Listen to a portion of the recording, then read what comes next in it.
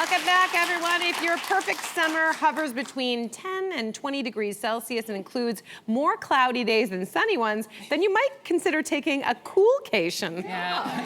So here to throw all the shade at you and give us the hot spots with cool temperatures is travel expert Jennifer Weatherhead. Welcome back to the show. Good to see you.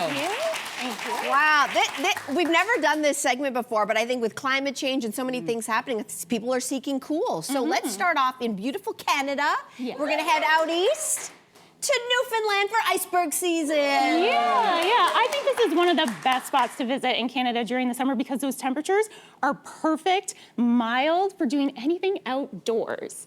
So like you mentioned, iceberg season, it's happening right now. So you can see these icebergs from land, you can get in a kayak, you can go on a boat. That happens from April until August, so you still have lots of time.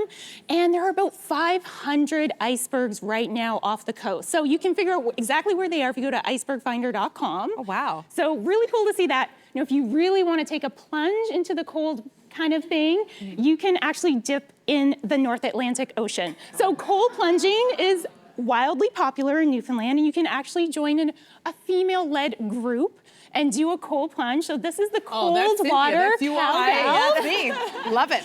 So you can do this, and I mean, of course, if you don't want to dip into the cold water, you can just hike along the beautiful coastline and take it in from there. Love it. Okay, so you actually got a super fun place you're going to suggest that's really close to the iceberg action. Yeah, this is the Jag Hotel. It's recently renovated, downtown St. John's, and it gives you another kind of cool element to your trip because it is all inspired by rock and roll.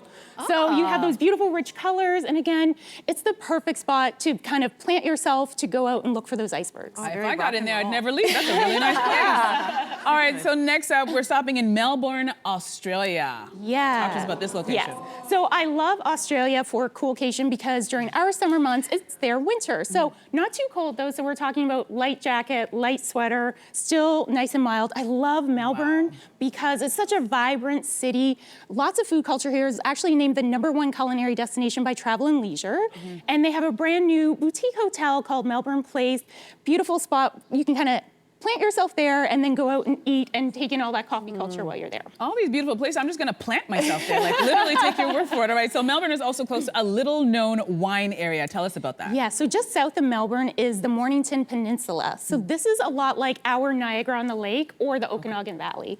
So during the winter, you can get cozy in some cute restaurants and cafes, visit some vineyards. You can learn to do some cold water surfing there as well. And then, of course, you can always warm up because they have a beautiful thermal spa here called Alba. It's a great spot to get a massage, warm up again. If you want to be even cooler, add to your travel cred, go down farther to Tasmania. Because how cool would it be to say that you've been to Tasmania, right? So they really embrace their winter months there. You can do a lot of water activities and wildlife activities. You can stay there on the island and just up your travel cred as well. Love it. That's really beautiful. Well, why don't we stay in the Southern Hemisphere because as we're coming into summer, they are in winter. Yeah. So why don't we head to beautiful Brazil for a coolcation? Yeah. So I love Brazil at this time of year because like you said, it's not too hot. So you can really enjoy it. Also love it as an unexpected family destination. So we're going to Iguazu Falls in the Iguazu National Park. So this is a UNESCO Natural Heritage Site. It's beautiful. You can hike around. It's right on that border with Brazil and Argentina.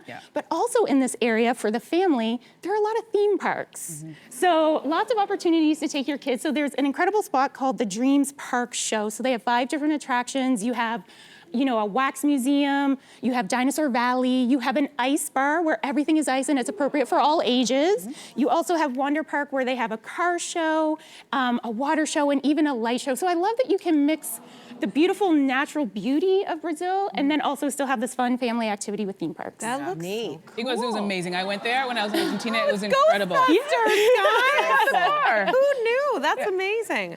Okay, so let's talk about this next place. It's an ice bucket list worthy. Let's tell it it's what a summer in Norway would be like. Yeah, so this is definitely going on my ice bucket list because I would love to do this cruise. It is with the cruise line Hurtigruten.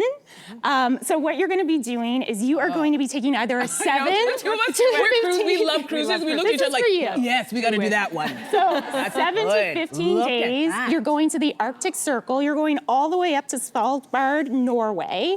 So you are going to get midnight sun. So while you're gliding past glaciers and fjords, you can see all of these things. You can do excursions where you're out with huskies and kayaking. But the real gem here, I think, is the actual cruise ship. It's part of their signature collection. And it is beautiful, gorgeous staterooms, fine dining. So if you don't want to go outside, you can take in all that majestic beauty from a cozy spot in your stateroom. That's a nice boat. Okay. Let's go even further and let's head to Switzerland. Yes. So we're going to go way, way up in terms of altitude, and we are going to see some glaciers in the Jungfrau region of Switzerland. So we're going to actually take some gondolas and some trains and some cable cars to get all the way to the top to a town called Mürren.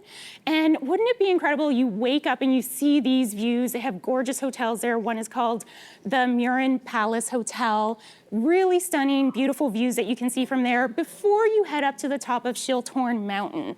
So Schilthorn Mountain is really well known because a James Bond movie was filmed there. So this was an old one. It's on Her Majesty's Secret Service.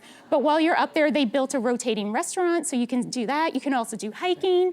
And then if you really want to get close to ice and to the glacier, you can go to Jungfrau Joch. So this is the highest train station in all of Europe. Drops you off right at the base of the glacier. You can go hiking on it if you are super adventurous, or you can just walk around through the little cave that they've made and breathe in all that cool air.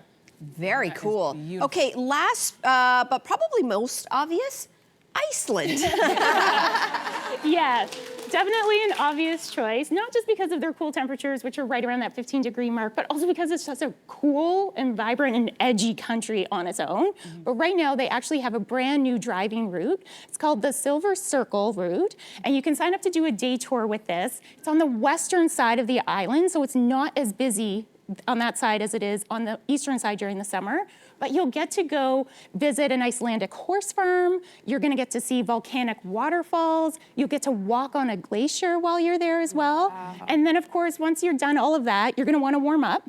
So you're gonna wanna take a dip in the iconic Blue Lagoon. This is a UNESCO geopark, and it's an incredible spot. I recommend everyone at least go there once if you've been to Iceland. You can even stay there. There's an amazing part of it that's very private, very luxurious, called the Retreat. And then, of course, if you're in Iceland, you need to spend some time in Reykjavik because it is such a cool, small city. They have a great, vibrant music scene, food scene, and just imagine you have those really long summer days. You'll be out listening to music and going to festivals well past midnight. That's so cool. These are cool recommendations, Jen. Thank you. Were those cool? I'm digging that. Hey, you, come a bit closer. We've got so many more must-see interviews, spicy debates, lifestyle tips, and pop culture moments. So subscribe to our channel by tapping the logo below and don't miss out.